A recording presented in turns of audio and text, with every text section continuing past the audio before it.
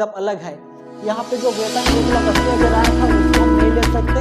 यहाँ पे वेतन का मतलब अलग होता है, वेतन से आता अलग होता है, वेतन हमें अलग से करना पड़ेगा।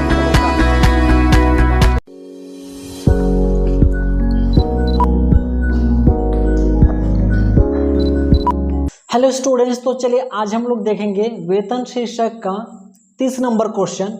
29 नंबर क्वेश्चन तक अपलोड हो चुका है, आप लोग उसको देखिए। आज हम देखेंगे 29 नंबर क्वेश्चन, उसका मेन हेडलाइन, फ्रेश सॉल्यूशन और उसका जो वर्किंग नोट, सब कुछ लाइन बाय लाइन करके देखेंगे, एक एक करके। तो चलिए सबसे पहले हम क्वेश्चन देख लेते हैं कि क्वेश्चन में क्या बोला गया आखिर। उसका वेतन के साथ साथ कितना सारे भत्ता, कितना अनुलाभ और क्या क्या दिया है उसको, क्या क्या उसको प्राप्त हुआ है मालिक की तरफ से, और उसकी शकल वेतन की गणना करने बोला जाता है कि करोग्य वेतन की गणना करने बोला गया है। तो चलिए पहले क्वेश्चन को एक बार पढ़ लेते हैं, उसके बाद हम बोर्ड में जाएंगे और आपको समझाएंगे कि वेतन से आखिर गणना आखिर कैसे किया जाता है। अब तक आपको पूरा समझ आना चाहिए क्योंकि 29 नंबर क्वेश्चन तक पूरा अपलोड हो चुका है। इसका मतलब आपको पूरा प्रोसेस पता हो जाना चाहिए। अगर आपको अभी भी उसका पता नहीं है तो आपको और ज़्यादा ध्यान देने की आवश्यकता है, आपको और ज़्यादा मेहनत करने की ज़रूरत है। तो चलिए पहले हम क्वेश्चन को पढ़ लेते हैं, उसके बाद हम बोर्ड में जाएंगे, स्टेप बाय स्टेप आपको सब कुछ बताएंगे वहाँ पे। तो जो हमारा 30 नंबर क्वेश्चन है, 30 नंबर क्वेश्चन में क्या बोला गया है, कर निर्धारण वर्ष 2022-23 में निम्नलिखित सूचनाएं से एक्स की वेतन शीर्षक से करोगे आय की गणना कीजिए। यानी कि यहाँ पे कर निर्धारण वर्ष जो है हमारा, देखिए यहाँ पे न्यू बुक है तो 2023-24 है, आपका बुक जो है उसमें 22-23 दिया होगा क्योंकि वो अभी तक पुराना बुक है, 63 एडिशन होगा। लेकिन हम 64th एडिशन मंगवा लिए, लेकिन वो मार्केट में अभी तक नहीं है, अवेलेबल नहीं है। ठीक है, तो आपके पास अभी भी 63वां संशोधन होगा। जब 64वां संशोधन आ जाएगा तो आपके बुक में भी 2023-24 में लिखा रहेगा। ठीक है, तो कर निर्धारण वर्ष 2023-24 में निम्नलिखित सूचनाओं से मिस्टर एक्स के वेतन शीर्षक में हमें उसकी करोग्य आय को गणना करना है। यानी कि हमें करोग्य आय की गणना करना है बोला जा रहा है, और करोग्य आय की गणना करेंगे, इसका कहने का मतलब क्या है कि हमें धारा 16 के अनुसार मानक कटौती घटाना है। ठीक है, आगे देखते हैं उसको क्या क्या मिला है। मूल वेतन मिला है 50,000 रुपये प्रति माह, महंगाई भत्ता मिला है 12,000 प्रति माह, मनोरंजन भत्ता मिला 300 रुपये प्रति माह। मूल वेतन मिला, यहाँ तक तो ठीक था। महंगाई भत्ता मिला, यहाँ तक भी ठीक था, कोई दिक्कत वाली बात नहीं है। और महंगाई भत्ता पूर्णतः करोग्य भत्ते होते हैं, हमारे वेतन शीर्षक में करोग्य में शामिल करना पड़ेगा वेतन के साथ साथ। मनोरंजन भत्ता क्या होता है, एक कर्म अपना आंशिक कर मुक्त भत्ता होता है। और आंशिक कर मुक्त भत्ता का मतलब कुछ हिस्से में कर लगेगा तो कुछ हिस्से में कर उसमें नहीं लगेगा। यानी कि कुछ हिस्सा करोग्य होगा तो कुछ हिस्सा कर मुक्त होगा। कितना करोग्य होगा, कितना कर मुक्त होगा, वो आपको वर्किंग नोट से पता चलेगा। जब नोट्स बनाएंगे वर्किंग नोट, अब ध्यान से देखिए, वहां पे आपको सब कुछ समझ में आ जाएगा।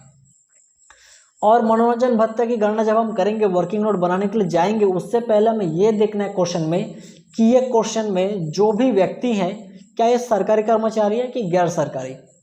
अगर सरकारी कर्मचारी है तो उनको अधिकतम 5,000 रुपये का कटौती मिल सकता है धारा 16 के अनुसार। और अगर वो सरकारी कर्मचारी नहीं है, गैर सरकारी कर्मचारी है, तो उनको मनोरंजन भत्ते के संबंध में कोई कटौती नहीं मिलने वाला है। जितना राशि मिला संपूर्ण करोग्य होगा मनोरंजन भत्ते की राशि। अगर वो गैर सरकारी कर्मचारी हुआ तो हमें वेतन शीर्षक में पूरा शामिल करना पड़ेगा। और अगर वो सरकारी कर्मचारी हुआ तो अधिकतम 5,000 का कटौती मिलेगा, जो वर्किंग नोट से आपको पता चलेगा कि कितना करमुक्त होता है और कितना करोग्य होता है। ठीक है, आगे पहाड़ क्षेत्र क्षतिपूरक भत्ता मिला 300 रुपये, 450 रुपये प्रति महीना। 300 रुपये अपना मनोरंजन भत्ता था। पहाड़ क्षेत्रीय क्षतिपूरक भत्ता, ये जो भत्ता होता है धारा 10-14-2 के अनुसार ये भत्ता होता है। ठीक है, धारा 10-14-2 के अंतर्गत ये वर्णित रहता है, ये पहाड़ क्षेत्रीय क्षतिपूरक भत्ता। ये आपको जो एक्सरसाइज का क्वेश्चन है बुक में, वो एक्सरसाइज का क्वेश्चन स्टार्ट होने से जस्ट पहले इसके अपेंडिक्स दिया है, कितना छूट मिलेगा, कितना छूट नहीं मिलेगा, किसको मिलेगा। यहाँ देखो, ये जो धारा 10-14-2 के अनुसार जो कटौतियाँ, जो भत्ता होते हैं, वो भत्ते में कितना कटौती मिलेगा, कितना कटौती नहीं मिलेगा, वो आपको अपेंडिक्स से मिलेगा। और इसको याद रखना बड़ा कठिन है, बड़ा जटिल है ये चीज, ठीक है। इन सारे भत्तों को याद रखना बड़ा मुश्किल है। एक तो 50 प्रकार के भत्ता दिया रहेगा, दूसरा अलग अलग शहर के लिए अलग अलग करमुक्त राशि दिया रहेगा, तो इसको याद करना नामुमकिन हो जाता है। लेकिन फिर भी आप अगर क्वेश्चन को प्रैक्टिस करते रहोगे तो माइंड में वो चीज बस जाता है। लेकिन प्रैक्टिस करोगे भी कैसे, क्वेश्चन तो नहीं दिया है, बुक में क्वेश्चन ही नहीं दिया है, एक ही क्वेश्चन दिया यहाँ पे, ये 30 नंबर क्वेश्चन जिसमें दिया पहाड़ क्षतिपूरक भत्ता। तो आपको इतना याद रखना पड़ेगा पहाड़ क्षतिपूरक भत्ता में कितना छूट मिलता है, वो भी शहर के अनुसार, अलग अलग शहर में अलग अलग। अब ये जो क्वेश्चन है नीचे क्या बोला गया है कि श्री एक्स उत्तर प्रदेश सरकार के वन विभाग में अधिकारी है, यूपी सरकार के अंतर्गत वो वन विभाग में अधिकारी काम कर रहे हैं, सरकारी कर्मचारी है कहने का मतलब। अब सरकारी कर्मचारी पता चल गया तो और क्या बोला है, वे समुद्र तल से 1100 मीटर की ऊंचाई पर रोजगार कर रहे हैं, समुद्र तल से 1100 मीटर की ऊंचाई पर वो काम कर रहे हैं। और कहाँ पे हैं ये, उत्तर प्रदेश सरकार के अधीन वन विभाग में काम कर रहे हैं। अब यहाँ पे मसला यह है कि जो पहाड़ क्षेत्रीय क्षतिपूरक भत्ता मिला है उत्तर प्रदेश के लिए और समुद्र तल से 1000 मीटर की ऊंचाई के लिए, यहाँ पे तो 1100 मीटर ऊंचाई पर काम कर रहे हैं वो, लेकिन एक नियम में जो मैं बता रहा हूँ, नियम के अनुसार समुद्र तल से 1000 मीटर की ऊंचाई पर जो व्यक्ति काम कर रहा है वहाँ पे और वो सरकारी कर्मचारी है, तो यूपी के लिए, एमपी के लिए, यूपी, उत्तर प्रदेश, मध्य प्रदेश, इन सब शहरों के लिए 300 रुपये प्रतिमाह कटौती मिलता है, छूट मिलता है, ठीक है। ये हमारा छूट की राशि है, ये आपको याद करना पड़ेगा, अलग अलग शहर के लिए अलग अलग रहेगा, ठीक है। इसीलिए ना ये याद करना मुश्किल बात हो जाता है। यहाँ पे एक ही क्वेश्चन दिया है, आप यहाँ पे याद करके इसको लिख सकते हो, लेकिन ज़्यादा क्वेश्चन देता तो प्रैक्टिस में वो चीज़ बन जाता है, लेकिन ज़्यादा क्वेश्चन इसके बारे में नहीं दिया है, तो आपको इस चीज़ को याद रखना ही पड़ेगा यहाँ पे। अब आता है पिछड़ा क्षेत्र भत्ता। पिछड़ा क्षेत्र भत्ता भी धारा 10-14-2 के अनुसार आता है, इसी ग्रुप का है, आंशिक कर मुक्त होता है ये भत्ते पूरा। ये जितना सारे भत्ते मैं आपको बता रहा हूँ पूरा के पूरा आंशिक कर मुक्त भत्ता होता है। ये कुछ हिस्से में कर लगेगा तो कुछ हिस्से में कर नहीं लगेगा, कितना में लगेगा कितना में नहीं लगेगा वो आपको तभी पता चलेगा जब वर्किंग नोट में हम शो करेंगे ऊपर में, ठीक है, बोर्ड में। अब ये जो पिछड़ा क्षेत्र भत्ता है 350 रुपये प्रतिमाह इसको मिला था एक्स को, और ये उत्तर प्रदेश शहर के लिए 200 रुपये प्रतिमाह छूट रहता है, ये आपको याद करना पड़ेगा। अलग अलग शहर के लिए अलग अलग है, लेकिन यूपी और एमपी इन शहरों के लिए, और भी बहुत सारा शहर उस ग्रुप में, तो उनके लिए 200 रुपये प्रतिमाह है ये पिछड़ा क्षेत्र भत्ता के लिए। तो 350 मिला था, 200 कर मुक्त हो जाएगा, 150 बचेगा, उसको 12 से गुना करके बाहर निकाल देंगे, 1800 रुपये हो जाएगा इसका करोगे राशि। तो जब नोट बनाएंगे वर्किंग नोट में दिखाएंगे तो आपको और भी बेहतरीन ढंग से समझ आएगा। पहले क्वेश्चन को देख लेते हैं। अब बोला जा रहा है कि वैधानिक प्रोविडेंट फंड में स्वयं का अनुदान, वैधानिक प्रोविडेंट फंड में कर्मचारी स्वयं अनुदान करेगा तो धारा 86 के अंतर्गत तो छूट मिल जाएगा, कर मुक्त हो जाएगा। वेतन शीर्षक में इसका कोई काम नहीं है, उसको इग्नोर करो यहाँ से। आगे नियोक्ता का अनुदान उसी वैधानिक प्रोविडेंट फंड में, वैधानिक प्रोविडेंट फंड में चाहे कर्मचारी अनुदान करे या नियोक्ता अनुदान करे, टैक्स उसमें नहीं लगेगा, करोगे नहीं होगा वो चीज़, ठीक है। वो अपना लीगल फंड है, सरकार का नजर रहता है कौन पैसा निकल रहा है कौन पैसा जमा कर रहा है, तो उसमें अपने को अलग से कुछ करना नहीं है। लेकिन अप्रमाणित हुआ तब के केस में अलग है, और प्रमाणित हुआ तब कर्मचारी अनुदान करेगा प्रमाणित प्रोविडेंट फंड के केस में तो 80 में छूट मिलेगा, नियोक्ता अनुदान करेगा तो 12% तक छूट मिलेगा, उसके बाद एक्स्ट्रा जो बचेगा उसमें उसको टैक्स भरना पड़ेगा। लेकिन जो यहाँ पे वैधानिक प्रोविडेंट फंड है इसके लिए वैसा कोई नियम नहीं है कि कितना % के बाद टैक्स लगेगा, कितना % तक छूट मिलेगा, इसमें पूरा ही छूट है, कोई दिक्कत नहीं है। आगे मकान किराया भत्ता 4000 रुपये प्रतिमाह, मकान किराया भत्ता 10,000 रुपये प्रतिमाह, सॉरी 10,000 रुपये है। यहाँ पे जो नियोक्ता अनुदान किया था वो 4000 प्रतिमाह था, और कर्मचारी अनुदान किया था वो भी 4000 प्रतिमाह था, तो उन लोगों का तो अनुदान कर मुक्त होगी क्योंकि वैधानिक प्रोविडेंट फंड था, उसमें वैसे कोई नियम नहीं था कि कितना % के बाद टैक्स लगेगा, वहाँ पे पूरा कर मुक्त है ये चीज़। अब मकान किराया भत्ता मिला 10,000 रुपये प्रतिमाह। मकान किराया भत्ता हमारा क्या होता है, आंशिक कर मुक्त भत्ता होता है, जितना भत्ता मिलेगा पूरा उसमें टैक्स नहीं भरना है, वो करोगे नहीं होगा, उसको करोगे में शामिल नहीं करना है, उसके लिए अलग सा वर्किंग नोट बनाना है, वर्किंग नोट से पता चलेगा कितना राशि उसका कर मुक्त है कितना उसका करोग्य है, जितना करोग्य साबित होगा उसको हमें वेतन शीर्षक में उसको शामिल करना पड़ेगा। आगे क्या बोला जा रहा है, प्रोविडेंट फंड में जमा पर ब्याज था। कौन सा प्रोविडेंट फंड, वो एक वैधानिक प्रोविडेंट फंड था, इस कारण से चाहे उस पर ब्याज जमा हो या उस पर अंशदान करे पैसा, सब कर मुक्त है, उसको इग्नोर करो। आगे क्या बोला गया है, श्री एक्स उत्तर प्रदेश सरकार के वन विभाग में अधिकारी है, वे समुद्र तल से 1100 मीटर की ऊंचाई पर रोजगार में काम कर रहे हो, ठीक है, रोजगार में है। वे 12,500 रुपये मकान किराया जो है चुकाते हैं। मकान का किराया कितना चुकाता है, जिस घर में रहता है 12,500। मकान किराया भत्ता कितना मिलता है मालिक की तरफ से उसका रेंट पटाने के लिए, 10,000 प्रति माह। तो यहाँ पे मकान किराया भत्ते को निकालने के लिए ये सब यूज होगा, ठीक है। इसको मेन सॉल्यूशन में शो मत करना, ये वर्किंग नोट में यूज होगा। जब वर्किंग नोट बनाएंगे बोर्ड में तो अब ध्यान से देखो, आपको सब समझ में आ जाएगा, बस ध्यान से देखना और सुनना, कुछ डाउट होगा पूछना उसमें। तो ये रहा इसका क्वेश्चन, एक सरकारी कर्मचारी है उसकी दशा में बनाना है मिस्टर एक्स का, करोगे वेतन से आगे गणना करेंगे। क्वेश्चन आपको समझा दिया हूँ, अब हम चलेंगे बोर्ड में और आपको और डिटेल से खोल के पूरा तीतर बितर करके बताएंगे उसका कि क्या है इसका करोगे वेतन, कैसे उसका सॉल्यूशन बनाना है, कैसे हेडलाइन डालना है, कैसे उसका वर्किंग नोट बनाना है, क्या उसका प्रोसेस, कितना करोगे, कितना कर मुक्त है, सारा चीज़ को स्टेप बाय स्टेप बताएंगे। आगे बने रहे वीडियो में। और क्वेश्चन यहाँ पे खत्म हो गया, आप समझ गए होंगे। कुछ क्वेश्चन में डाउट है तो वो भी पूछ सकते हो, ठीक है। चलते हैं फिर हम बोर्ड में और आपको अच्छे तरीके से वहाँ पे समझाते हैं, अच्छे से देखना सुनना, और कुछ डाउट होगा तो ज़रूर पूछना, ठीक है। चलिए फिर चलते हैं बोर्ड में। ओके, तो चलिए आज हम लोग देखेंगे वेतन चैप्टर का 30 नंबर क्वेश्चन। क्वेश्चन आपको समझा दिया हो, आप समझ गए होंगे क्वेश्चन। अगर कुछ दिक्कत है तो पूछो क्वेश्चन को, और अभी हम लोग आंसर की तरफ बढ़ेंगे, उसका सॉल्यूशन की तरफ। तो सबसे पहला हम लोग हेडलाइन डालेंगे, ठीक है। यहाँ पे कौन था, एक्स था, तो एक्स की वेतन से हम आय की गणना करेंगे। तो सबसे पहले हम लोग हेडलाइन लगाते हैं, हेडलाइन डालने के बाद हम उसकी वेतन से आय की गणना करेंगे। तो सबसे पहला हम लोग को हेडलाइन डालना है, एक्स की करयोग्य वेतन से आय की गणना। एक्स की करयोग्य वेतन से आय की गणना हमें हेडलाइन डालना है। और हमारा अभी का कर निर्धारण वर्ष क्या है, कर निर्धारण वर्ष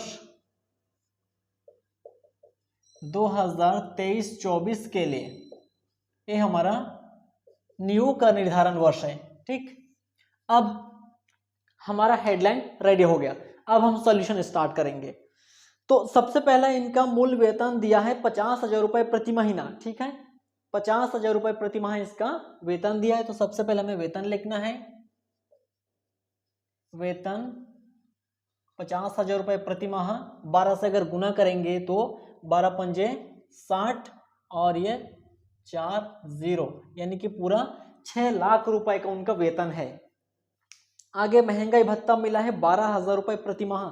अब ये जो महंगाई भत्ता होता है, एक तो सबसे पहले ये पूर्ण करोगे भत्ते होते हैं, हमें वेतन शीर्षक में उसको शामिल करना पड़ेगा। और यहाँ पे एक चीज है कि महंगाई भत्ते के साइड में सेवा की शर्त के अनुसार नहीं लिखा है। अब सेवा की शर्त के अनुसार नहीं लिखा है, इसका मतलब क्या है, इसका मतलब सेवा के दिन नहीं है।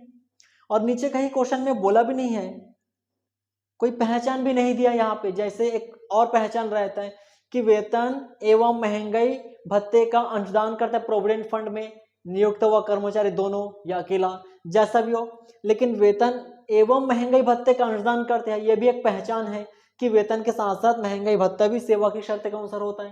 पर वो वैसा पहचान भी यहाँ पे नहीं दिया है, और साफ साफ क्लियर से बोला भी नहीं है कि सेवा की शर्त के अनुसार है कि नहीं है, बिल्कुल खाली है, कुछ नहीं है, इसका मतलब सेवा के दिन नहीं है।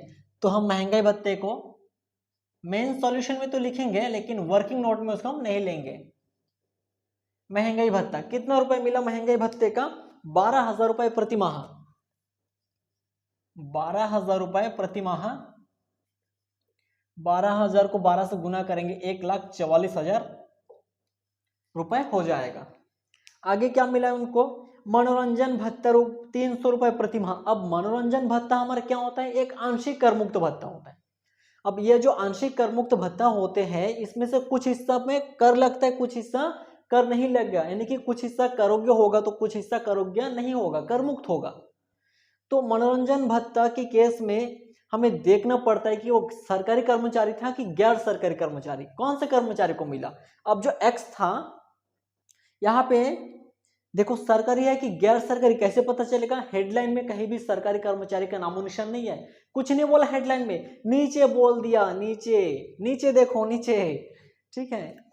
क्या दिया यहाँ पे, श्री एक्स उत्तर प्रदेश सरकार के वन विभाग में अधिकारी है, यूपी सरकार के वन विभाग में अधिकारी है मिस्टर एक्स, नीचे बोल दिया यहाँ पे, ठीक है, नीचे बोल दिया, ऊपर बोलना था नीचे बोल दिया, इसे तो घुमाता है क्वेश्चंस को, इसी तरीके से घुमाते हैं। एक क्वेश्चन कौन सा था, 27 से 28 नंबर क्वेश्चन में कुछ ऐसा हुआ था जो हमारा फर्नीचर का 10% काटना छूट गया था, क्योंकि फर्नीचर एकदम कोने में दिया था, दिखा नहीं था वो।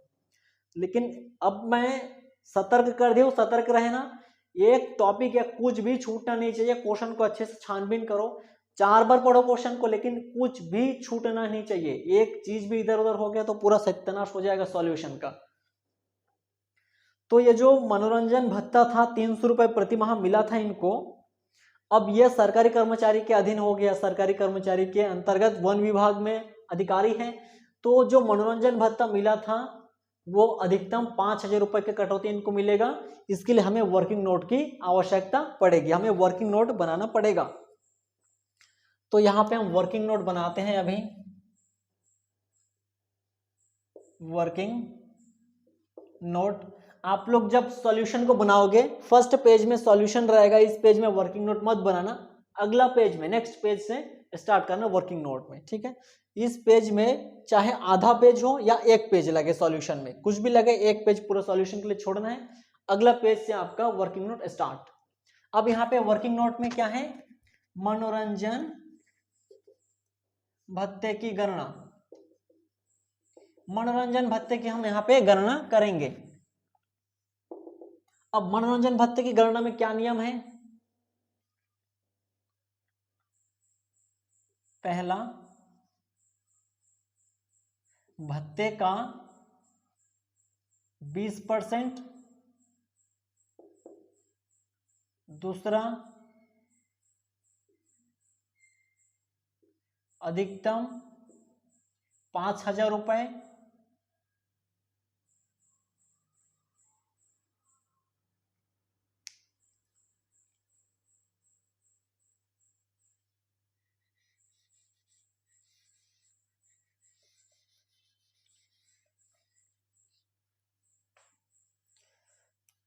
चलिए हम अभी यहाँ पे मनोरंजन भत्ते की गणना करेंगे। तो उसके लिए मनोरंजन भत्ते का नियम क्या है, आपको मनोरंजन भत्ते का नियम पता होना चाहिए। अगर आपको मनोरंजन भत्ते का नियम पता नहीं, आप भूल गए हो या नहीं पढ़े हो, आपको कुछ कंफर्म नहीं है, तो आप नहीं बना पाओगे। मनोरंजन भत्ते का नियम क्या है, यहाँ पे सबसे पहला प्राप्त भत्ता, कितना भत्ता मिला है, दूसरा क्या है वेतन का 20%, तीसरा क्या है अधिकतम कटौती, अधिकतम छूट की सीमा कितना है 5,000 रुपए। यह 3 नियम से बनेगा हमारा मनोरंजन भत्ते की करोग्य राशि, हमें यहां से निकालना, ये हमारा रूल है, ये हमारा रामबाण इलाज है मनोरंजन भत्ते को निकालने का, ठीक है। इस सूत्र को लॉन्च करना पड़ेगा। प्राप्त भत्ता कितना मिला था, 300 रुपए प्रति माह मिला था। अब 300 रुपए इंटू 12 करेंगे, 12 तिया 36 रुपए हो जाएगा। दूसरा क्या है वेतन का 20%। अब वेतन हमारे पास क्या था यहाँ पे 6 लाख, यहाँ पे जो वेतन है सिर्फ ओनली वेतन आएगा, कोई महंगाई भत्ता, कोई मनोरंजन भत्ता वगैरह कोई भत्ता यहाँ पे नहीं जोड़ेगा, सिर्फ वेतन ही आएगा। तो 6 लाख का 20% हम काटेंगे तो 6 दूनी 12, 1,20,000 रुपए यहाँ पे आ जाएगा। तीसरा अधिकतम कटौती कितना है, यह 5,000। हम तीनों कंडीशन को बना लिए, हो गया, समझ आया। प्राप्त भत्ता 300 रुपए प्रति माह क्वेश्चन में दिया है, 12 महीने से 3600 आ गया है। वेतन का 20%, वेतन यहाँ पे 6 लाख था, ओनली वेतन आएगा, कुछ इसमें दूसरा नहीं जुड़ेगा। 6 लाख का 20% 1,20,000। तीसरा क्या है अधिकतम कटौती, उसको कितना मिल सकता है 5,000, धारा 16 के अंतर्गत अधिकतम कटौती कितना मिल सकता है 5,000। अब ये तो हम बना लिए, आगे का प्रोसेस क्या है, आगे का प्रोसेस है कि ये जो मनोरंजन भत्ता 3600 रुपए मिला था, क्या ये पूरा करोगे होगा, कि नहीं होगा? नहीं होगा, क्योंकि आंशिक कर मुक्त है, कुछ हिस्सा में कर लेगा तो कुछ हिस्से में कर नहीं लेगा। करोग्य कुछ हिस्सा होगा, करमुक्त कुछ हिस्सा होगा। तो इसमें से करमुक्त कौन सा है? इन तीनों में से जिसकी राशि सबसे कम है, सबसे कम, इन तीनों में से जिसकी राशि सबसे कम होगी वही राशि करमुक्त होगी। कौन सा दिख रहा है? या 5,000, 1,20,000 और ये 3,600। तो सबसे कम 3,600, तो ये 3,600 क्या हो गया है? करमुक्त, करमुक्त हो गया है। 3,600 यहाँ पे करमुक्त हो गया है। अब करोग्य कितना होगा? फिर करोग्य कितना होगा उसके लिए एक सूत्र है यहाँ पे, करोग्य राशि बराबर प्राप्त भत्ता माइनस करमुक्त राशि, माइनस करमुक्त राशि। करोग्य राशि बराबर क्या होगा? प्राप्त भत्ता माइनस करमुक्त राशि। प्राप्त भत्ता, मनोरंजन भत्ते की राशि कितना मिला था? 300 रुपए प्रति माह के हिसाब से 36 रुपए मिला था, 36 रुपए। माइनस करमुक्त राशि कितना है? तीनों में से कौन सा कम हुआ है? तो इन तीनों में से सबसे कम 36 रुपए ही था, तो ये 36 रुपए ही यहाँ पे करमुक्त हो जाएगा। यानी कि जितना मिला था उतना ही करमुक्त हो गया यहाँ पे। तो कुछ बचेगा क्या यहाँ पे? कुछ भी नहीं बचेगा, नील हो जाएगा ये। ठीक है, तो हमारा मनोरंजन भत्ता, मनोरंजन भत्ता कितना क्या हो गया? ये नील हो गया है। ठीक, मनोरंजन भत्ता क्या हो गया है? नील हो गया, बिल्कुल करमुक्त हो गया। ये आपके सामने प्रूफ है, देखो यहाँ पे, कुछ समझ में तो पूछो, यहाँ पे देख सकते हो कहाँ से नील आया। जितना मिला था वो तीनों में वही कम हो गया, वही करमुक्त हो गया। तो जितना मिला था उतना में उतना ही करमुक्त हो गया, तो क्या बचा? नील बचा, जीरो बचा, कुछ नहीं है वहां पे, हो गया ये नील हो गया मनोरंजन भत्ता। अब आगे क्या मिला है उसको? पहाड़ क्षेत्रीय क्षतिपूरक भत्ता। देखो ये जो है धारा 10-14-2 के अनुसार विशेष भत्ता में से है ये। पहाड़ क्षेत्रीय क्षतिपूरक भत्ता कौन सा भत्ता है? धारा 10-14-2 के अंतर्गत विशेष भत्तों में से है। ये भी भत्ता आंशिक करमुक्त होता है। कितना करमुक्त होगा, कितना करोग्य होगा, वो आपको पता करना है। और कितना करमुक्त होगा उसके लिए कोई रूल नहीं है। उसके लिए देखिए रूल है, मतलब ऐसा वर्किंग नोट नहीं बनाना है, हम डायरेक्ट उसको बना सकते हैं। कैसे? उसके लिए आपके बुक में जो एक्सरसाइज का क्वेश्चन स्टार्ट हुआ है जस्ट उसके पहले, यानी कि एग्जांपल खत्म हुआ है और एक्सरसाइज का स्टार्ट हुआ है, उसके बीच में एक्सरसाइज का जो न्यूमेरिकल क्वेश्चन है बैक में पीछे, वहां पे शुरू में ही इसका अपेंडिक्स दिया है, पूरा चार्ट दिया है कि जो धारा 10-14-2 के अनुसार विशेष भत्ते प्राप्त होते हैं उन भत्तों में से कितना कितना राशि करमुक्त होगा, शहर के हिसाब से दिया गया है, अलग अलग खंडों में बांट के। तो बहुत सारा है, आप उसको पढ़ के याद नहीं रख पाओगे, झमेला बहुत होगा वहां पे। इसीलिए जो जो मेन चीज है उसको वहां से थोड़ा सा पढ़ो, याद करो, बाकी को हल्का हल्का पढ़ते रहो, माइंड में वो बस जाएगा। ठीक है, तो ये जो पहाड़ क्षेत्रीय क्षतिपूरक भत्ता है 450 रुपए प्रतिमाह मिला, ये आंशिक करमुक्त है। इसमें से कुछ हिस्सा करोग्य होगा तो कुछ हिस्सा करमुक्त होगा। तो करमुक्त कितना होगा, करोग्य कितना होगा, हम यहाँ पे आपको वर्किंग नोट में शो करेंगे उसको। ठीक है, फ्रेश सॉल्यूशन में हम बना सकते हैं, लेकिन फ्रेश सॉल्यूशन में बनाऊंगा तो सॉल्यूशन कचरा दिख जाएगा, इसलिए हम वर्किंग नोट में आपको बना के दिखाएंगे ताकि डिटेल्स आपको ज्यादा समझ में आए। इस कारण से हो गया, अब इसको मिटा रहा हूं मैं। नेक्स्ट, पहाड़ क्षेत्रीय क्षतिपूरक को यहाँ पे आपको दिखाएंगे किस तरीके से बनाया जाता है। वो उसको आप फ्रेश सॉल्यूशन के अंदर भी कर सकते हो, लेकिन फ्रेश सॉल्यूशन का 12 बज जाएगा, ये थोड़ा कचरा दिखेगा यहाँ पे। ठीक है, एकदम फ्रेश सॉल्यूशन मतलब एकदम फ्रेश रहना चाहिए, साफ सुथरा रहना चाहिए। अब उसके अंदर गुना प्लस माइनस कर दोगे तो वो बेकार दिखेगा यहाँ पे। इस कारण से वर्किंग नोट में बनाओ, सबसे बेहतर रहेगा, प्रूफ भी उसको दिख जाएगा जो जांच करेगा। ठीक है, तो यहाँ पे हम गणना करेंगे अभी पहाड़ क्षेत्रीय क्षतिपूरक भत्ते या इस भत्ते की गणना, भत्ते की गणना, पहाड़ क्षेत्रीय क्षतिपूरक भत्ते की हम यहाँ पे गणना करेंगे। पहाड़ क्षेत्रीय क्षतिपूरक भत्ता कितना प्राप्त हुआ था? 450 रुपए प्रति माह के हिसाब से प्राप्त हुआ था। तो पहाड़ क्षेत्रीय क्षतिपूरक भत्ता कितना प्राप्त हुआ है? 450 रुपए प्रति माह। 450 रुपए प्रति माह 12 से गुना करेंगे तो कितना आएगा ये? 450 रुपए इंटू 12 महीने से गुना करेंगे तो 5400 रुपए, 5400 रुपए आ रहा है। जबकि करमुक्त कितना होता है? देखो यहाँ पे क्वेश्चन में सिस्टम देखो क्या किया गया है। क्वेश्चन के एकदम नीचे जो लाइन दिया है ना, मैं नीचे बोला था यूपी सरकार के अधीन काम कर रहा है, वहां पे वही वाला लाइन देखो एकदम नीचे में। श्री एक्स उत्तर प्रदेश सरकार के वन विभाग में अधिकारी हैं, वे समुद्र तल से 1100 मीटर की ऊंचाई पर रोजगार में है, यानी कि वो समुद्र तल से 1100 मीटर की ऊंचाई पर है और 1100 मीटर की ऊंचाई पे रहते हैं। और वो कौन सा यूपी है? उत्तर प्रदेश, यानी कि उत्तर प्रदेश जो शहर है हमारा, वहां पे अगर समुद्र तल से 1100 मीटर या फिर 1000 मीटर से ऊंचाई होने पर, 1000 मीटर ऊंचाई से होने पर ही 300 रुपए प्रति माह छूट मिलेगा पहाड़ क्षेत्रीय क्षतिपूरक भत्ते की दशा में।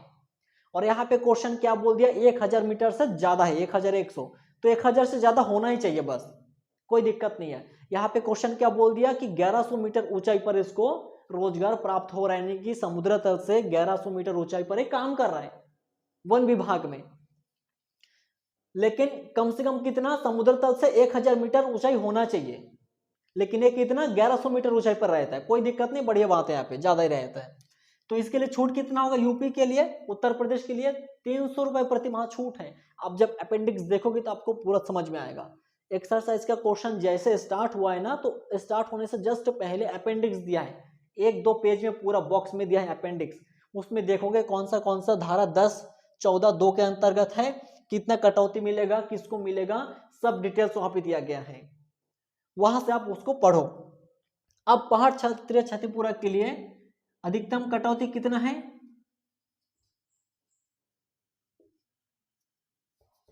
या फिर हम यहाँ पे लिख सकते हैं छूट कितना मिलेगा? 300 रुपए प्रति माह, 300 इंटू 12 तिया कितना?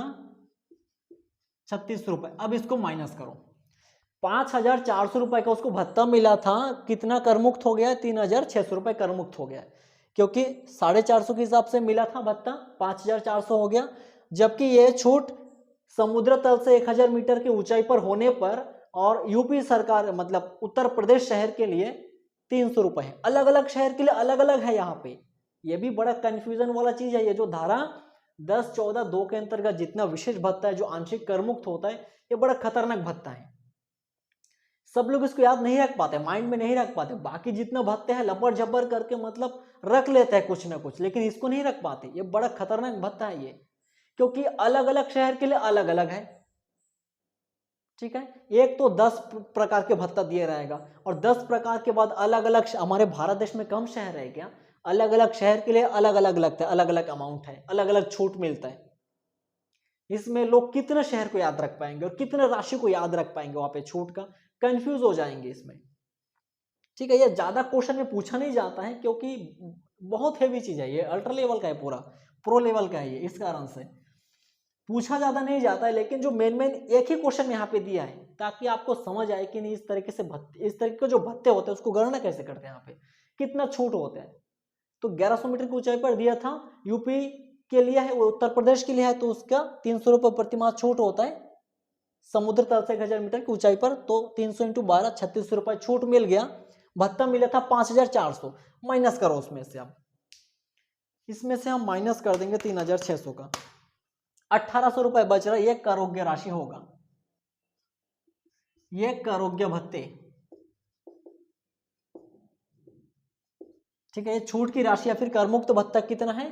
करमुक्त भत्ता लिख देता हूं, अच्छा पहचान है ये। करमुक्त भत्ता 300 रुपए प्रति माह, 300 इंटू 12 3600 छूट मिल जाएगा, करमुक्त हो जाएगा, तो बचेगा 1800। एक करोग्य है, तो यहां पे हम लोग लिख देंगे पहाड़ क्षेत्रीय क्षतिपूरक भत्ता कितना रुपए? 1800 रुपए करोग्य राशि निकला है। कहाँ से आया, ये पूरा वर्किंग नोट से। यहाँ पे डिटेल्स आपको पूरा पता चल रहा है कहाँ से आया कहाँ से नहीं आया। उस चीज को मैं अगर शॉर्टकट में यहाँ पे बना देता छोटी सी जगह में तो कुछ लोग को समझ आता तो कुछ लोग को समझ नहीं आता, इसलिए वर्किंग नोट में दिखा रहा हूँ। आप लोग भी वर्किंग नोट में ही दिखाओगे और सॉल्यूशन को फ्रेश बनाओगे और सारा चीज को, हर एक चीज को प्रूफ दिखाओगे वर्किंग नोट में, ताकि जांच करने वाला भी खुश हो जाए आपका सॉल्यूशन देख के। आगे, पिछड़ा क्षेत्र भत्ता मिला है 350 रुपए प्रति माह। पिछड़ा क्षेत्र भत्ता के लिए भी वही केस है, धारा 10-14-2 के अंतर्गत ये भी है आंशिक कर मुक्त भत्ता, और समुद्र तल से 1000 मीटर की ऊंचाई के लिए भी है, और ये उत्तर प्रदेश है और 1000 से ज्यादा है, यानी कि 1100 मीटर की ऊंचाई पर है समुद्र तल से, तो इसको 200 रुपए प्रति माह छूट मिलेगा पिछड़ा क्षेत्र भत्ता के लिए। पहाड़ क्षेत्रीय भत्ता के लिए समुद्र तल से ऊंचाई 1100 मीटर ऊंचाई पर उत्तर प्रदेश शहर के लिए 300 रुपए रहता है प्रति माह, और पिछड़ा क्षेत्र भत्ता के लिए 200 रुपए प्रति माह छूट रहता है समुद्र तल से 1000 मीटर की ऊंचाई पर, 1100 मीटर था, और उत्तर प्रदेश शहर के लिए। तो यहाँ पे हमारा दूसरा नंबर क्या आ जाएगा, पिछड़ा क्षेत्र भत्ता। पिछड़ा क्षेत्र भत्ता की गणना, हम पिछड़ा क्षेत्र भत्ते की हम यहाँ पे गणना करेंगे। भत्ता कितना प्राप्त हुआ था, भत्ता प्राप्त कितना हुआ था, 350 रुपए प्रति माह है क्या, हाँ 350 रुपए प्रति माह भत्ता उसको मिला था। 350 इंटू हम 12 करेंगे तो कितना आएगा, ये 350 इंटू 12 2400 रुपए, हाँ 4200 रुपए का यहाँ पे भत्ता उसको मिला था। अब करमुक्त कितना होगा इसमें से, 200 रुपए प्रति माह करमुक्त होता है समुद्र तल से 1000 मीटर की ऊंचाई तक के लिए और उत्तर प्रदेश सरकार के लिए, सॉरी उत्तर प्रदेश शहर के लिए। करमुक्त राशि, यह हम यहाँ पे करमुक्त भत्ता बोल सकते हैं। कितना करमुक्त होगा, करमुक्त राशि लिख देते हैं। करमुक्त राशि 200 रुपए प्रति माह, छूट है 12 महीने का, 12 दूनी 24 रुपए छूट मिलेगा, कटौती मिलेगा। अब कितना बचेगा वो करोग्य होगा, उस करोग्य भत्ते को हमें वेतन शीर्षक में करोग्य आय में शामिल करना पड़ेगा। अब माइनस करो इसको, 2400 को 1800, भी इसका भी 1800 रुपए ही बच रहा है, इसका भी 1800 रुपए ही बच रहा है। करोग्य राशि या करोग्य भत्ते, करोग्य भत्ता कितना बच रहा है, 1800 रुपए बच रहा है। किस चीज का, पिछड़ा क्षेत्र भत्ता। तो पिछड़ा क्षेत्र भत्ता यहां पे आएगा, पिछड़ा क्षेत्रीय भत्ता या पिछड़ा क्षेत्र भत्ता कितना है, 1800 रुपए, इसकी करोग्य राशि निकल के आए हैं। सारे चीजों को ध्यान में रखना पड़ेगा। अपेंडिक्स का जो जितने सारे दिया है ना, धारा 10-14-2 के अनुसार बड़ा खतरनाक भत्ता है। बार बार एक बार मतलब लाइन से पढ़ते रहोगे, मतलब उसको टच में रखोगे तो माइंड में बस जाएगा वो, लेकिन एक दिन पढ़ लिए फिर छोड़ दिए उसको, फिर वो तो वैसे ही रहेगा फिर। अब वैधानिक प्रोविडेंट फंड में स्वयं का अंशदान 4000 प्रति माह। वैधानिक प्रोविडेंट फंड में कि प्रमाणित है, हाँ वैधानिक प्रोविडेंट फंड में स्वयं का अंशदान है। धारा 80C में कटौती मिलेगा। जो मिस्टर एक्स था वो खुद अपने वैधानिक प्रोविडेंट फंड में पैसा जमा कर रहा था, धारा 80C में कटौती मिलेगा, यहाँ उसका कोई काम नहीं है। यहाँ पे वो करमुक्त है, यहाँ पे उसको हम नहीं लिखते उसको, ठीक है। अगर आप लिखना चाहते हो तो लिखो, लेकिन करमुक्त या नील करके यहाँ पे शो करना पड़ेगा आपको, क्योंकि धारा 80C के अंतर्गत कटौती मिलता है हमको। आगे अगर आप यहाँ पे नहीं लिख रहे हैं तो आपको नोट में लिखना पड़ेगा कि वो जो वैधानिक प्रोविडेंट फंड में स्वयं का अंशदान था, धारा 80C के अंतर्गत करमुक्त हो जाता है, इस कारण से वो करमुक्त है, ठीक है। यहाँ पे शो नहीं किया गया, ऐसा आप लिख के रखोगे नोट में, वर्किंग नोट में, वहां पे नंबर डाल के आप लिख के दिखाओगे वहां पे, ताकि जांच करने वाला पढ़ के तुरंत समझ जाए कि आपने नहीं लिखा तो क्यों नहीं लिखा, या लिखा है तो करमुक्त क्यों हुआ है, वहीं पे नोट्स को पढ़ के समझ जाएंगे वो। आगे नियोक्ता का अंशदान कितना रुपए, 4000 प्रति माह। देखो यहाँ पे सिस्टम क्या है, किस चीज में अंशदान दिया है, वैधानिक प्रोविडेंट फंड में। वैधानिक प्रोविडेंट फंड में अंशदान तो कोई बात नहीं है, अप्रामाणिक प्रोविडेंट फंड में अंशदान करो, जमा करो, कोई बात नहीं है। अप्रामाणिक का तो अलग ही बात हो गया, क्योंकि वो तो इलीगल फंड है, लेकिन वैधानिक प्रोविडेंट फंड एक लीगल फंड है, सरकार का नजर इसमें रहता है। इसमें जमा करोगे, उसमें फंड में जो पैसा जमा हो जाएगा उस पर जो ब्याज मिलेगा, इन सब में हम लोग कर, जो मालिक दान अंशदान करता है उस पर हम लोग कर उज्ञान नहीं करते, मतलब उसको हम टैक्सेबल नहीं करते, उस पर कर नहीं लगाते। और जो भी ब्याज जमा होता है वो भी उस पर टैक्स नहीं लगता है, क्योंकि कर्मचारी एक तो अपने फ्री का पैसा उसमें जमा कर रहा है, मालिक अपने कर्मचारी की भविष्य को ध्यान में रखते हुए उसमें पैसा जमा कर रहा है वो, ताकि फ्यूचर में इस चीज को यूज कर सके पेंशन के रूप में, किसी दूसरे रूप में। ठीक है, तो वो जो राशि जमा कर रहा है या जो जमा हो गया वहां पे राशि, उस पर जो ब्याज मिलेगा इस सब कर मुक्त होगा, क्योंकि वैधानिक प्रोविडेंट फंड है। यहाँ पे ऐसा कोई नियम नहीं है कि उसमें टैक्स लगाना है। किसमें लगता है? प्रमाणित प्रोविडेंट फंड में, बीच वाला में 12% तक छूट रहता है मालिक का अंशदान का, बाकी में टैक्स लगता है। लेकिन स्वयं का अंशदान 80C में ही छूट मिलेगा, प्रमाणित प्रोविडेंट फंड में भी। और जो पैसा वहां पे जमा हो जाता है उस फंड में, उसका जो ब्याज मिलता है 9.5% तक कर मुक्त होता है, बाकी में टैक्स लग जाता है। तो ये वैधानिक प्रोविडेंट फंड था। स्वयं अंशदान करोगे तो भी कर मुक्त है, नियुक्त अंशदान करेंगे तो भी कर मुक्त है। हो गया, मामला सुलझ गया। आगे बढ़ो क्वेश्चन में। नियुक्त अंशदान किया, कोई बात नहीं है, कर मुक्त है, वैधानिक प्रोविडेंट फंड है, इस कारण से ये कर मुक्त होता है। मकान किराया भत्ता 10,000 रुपए प्रति माह और प्रोविडेंट फंड में जमा पर ब्याज 26,500। देखो, प्रोविडेंट फंड में कितना भी ब्याज जमा हुआ हमें तो कोई फर्क नहीं पड़ता, वैधानिक प्रोविडेंट फंड है, इस कारण से। अगर ये प्रमाणित प्रोविडेंट फंड होता तब इस ब्याज की राशि को हम गणना करते, निकालते और वेतन शीर्षक में करोगे आय में हम उसको शामिल करते, लेकिन फिलहाल यहाँ पे नहीं किया जाएगा उस चीज को। लेकिन मकान किराया भत्ते की तो गणना करना पड़ेगा, इसको मिटाना है अभी। यहाँ पे हमें मकान किराया भत्ते की गणना करना है। मकान किराए भत्ते की गणना, नियम याद है कि नहीं है सबको?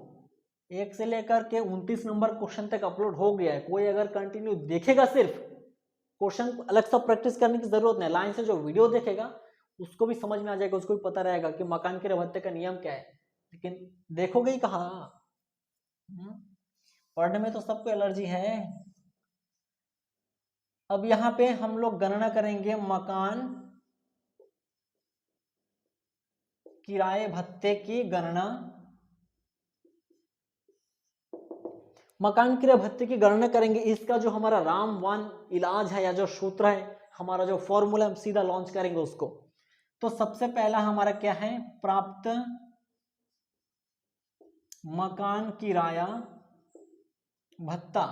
मकान किराया भत्ता कितना मिला है? 10,000 रुपए प्रति माह मिला है। अब 10,000 रुपए एक महीने का मिला है, तो 12 महीने का कितना हो जाएगा? 1,20,000 रुपए का मिला है उसको मकान किराया भत्ता। मकान किराया भत्ते का मतलब क्या होता है? जहां पे वो कंपनी में जाके रह रहा है या कंपनी में काम करने के लिए गया है, वहां पे उसको किसी न किसी घर में रहना चाहिए, और घर में रहेगा, रेंट में लेगा घर को, तो रेंट पटाना पड़ेगा।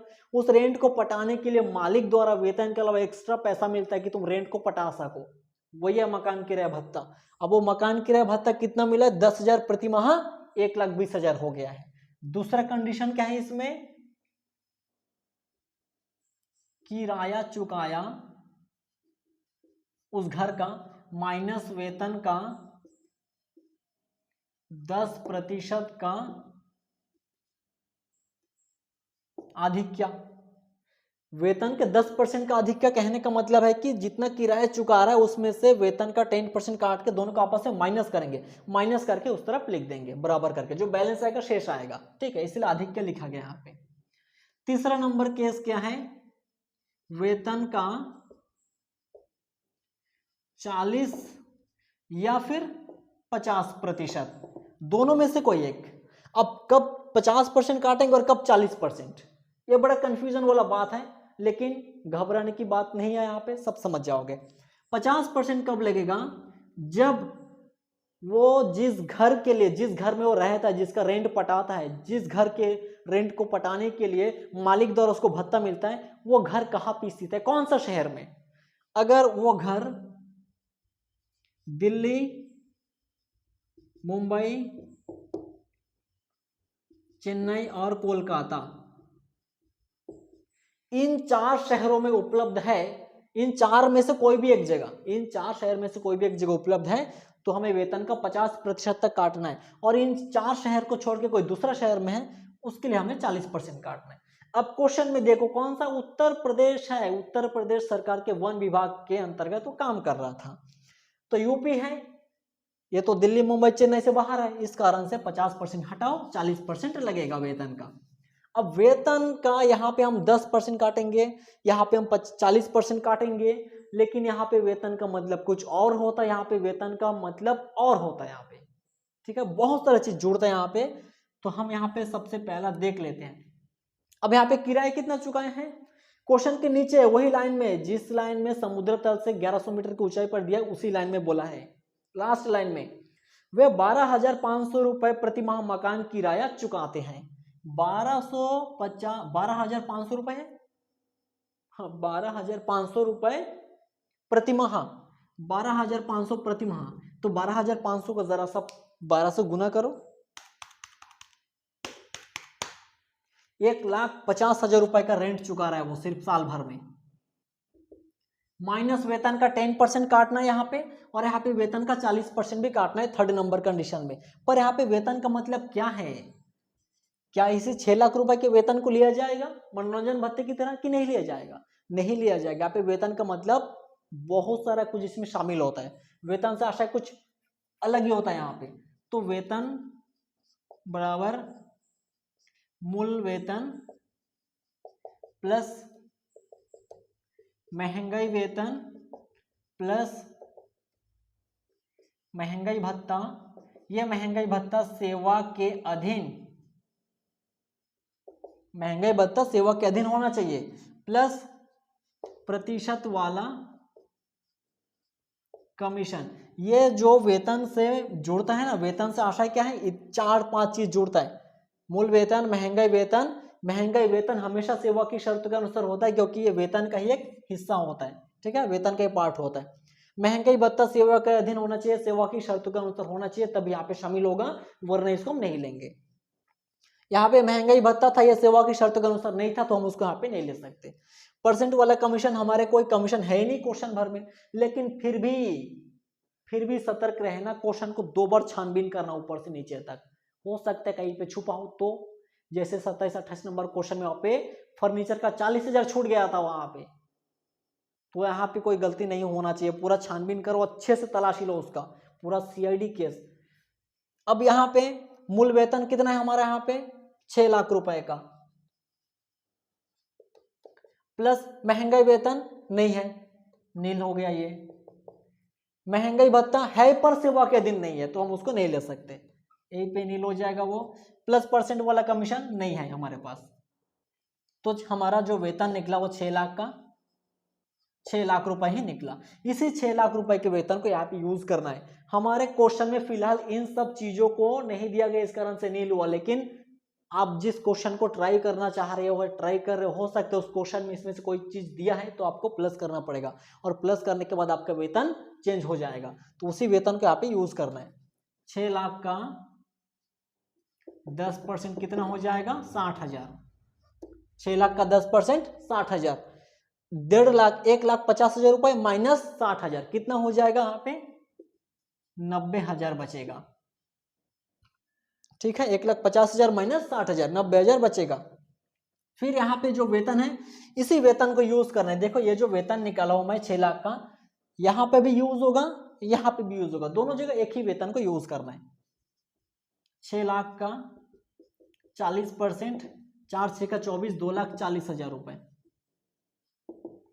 हो गया, ये निकल गया। अब यहां तक तो जो 3 कंडीशन था, जो 3 हमारा रूल था, हम उसको लॉन्च कर दिए थे, बना भी लिया उसको। अब आगे क्या करना है, आंशिक कर मुक्त होता है मकान किराया भत्ता, उसका कर मुक्त कितना होता है, करोगे कितना होता है, हमें दोनों को अलग अलग निकालना है। तो सबसे पहले कर मुक्त कितना होगा, यहां पे देखो 3 कंडीशन में निकाला हूं मैं यहाँ पे, इस तीनों में से सबसे कम राशि कौन सा है, सबसे पहले 1,20,000, 90,000, 2,40,000, तो इन सबसे कम है 90,000, तो ये 90,000 कर मुक्त होगा, 90,000 कर मुक्त राशि होगा। अब करोग्य कितना होगा, जिसको हमें यहां पे शामिल करना है, करोग्य कितना होगा, करोग्य भत्ता बराबर प्राप्त भत्ता माइनस कर मुक्त राशि माइनस कर मुक्त राशि। सबसे पहले देखो प्राप्त करोगे भत्ता बराबर क्या होगा, प्राप्त भत्ता।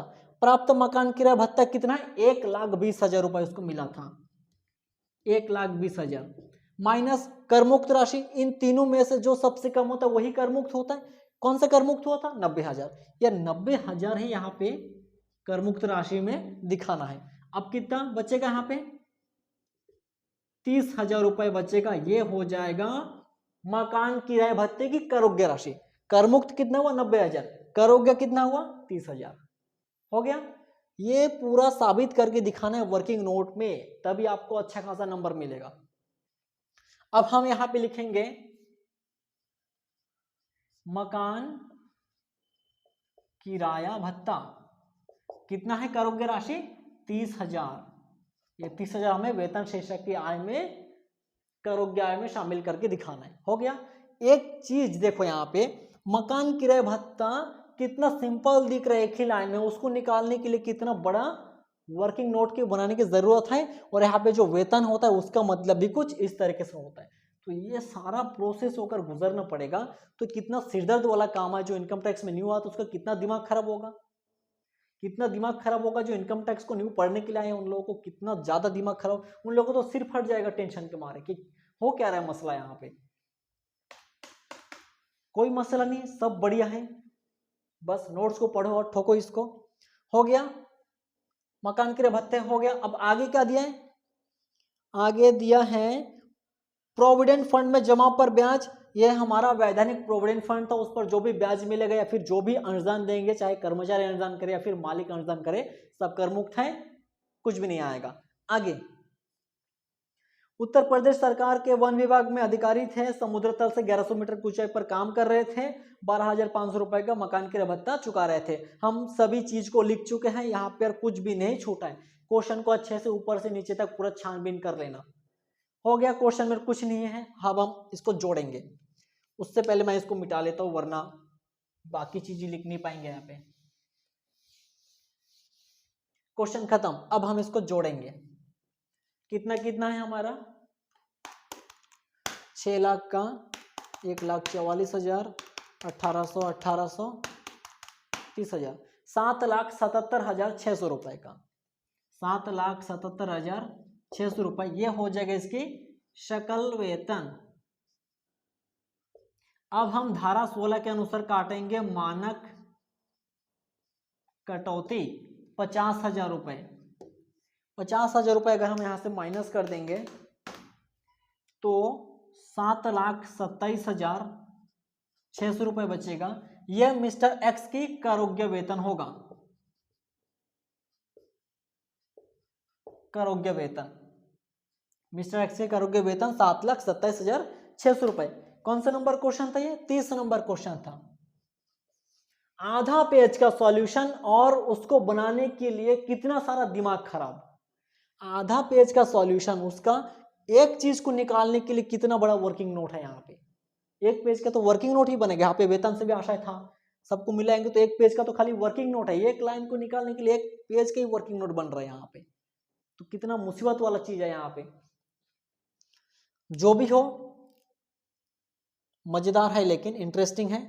थोड़ा सा नोट्स पढ़ो, याद करो, एक दो क्वेश्चन प्रैक्टिस करो, थोड़ा सा मजा बहुत आएगा इसमें। 30 नंबर क्वेश्चन पूरा बना दियो। यहाँ पे समझाया हूं, कुछ भी डाउट है सीधा पूछो, कमेंट में सीधा पूछो, समझ नहीं हो वहां पे। ये उसका वर्किंग नोट, हेडलाइन और फ्रेश सॉल्यूशन सब यहाँ पे आपके सामने है। कुछ भी यहाँ पे दिक्कत है सीधा पूछो, सीधा पूछो, वहीं पे आंसर मिलेगा आपका।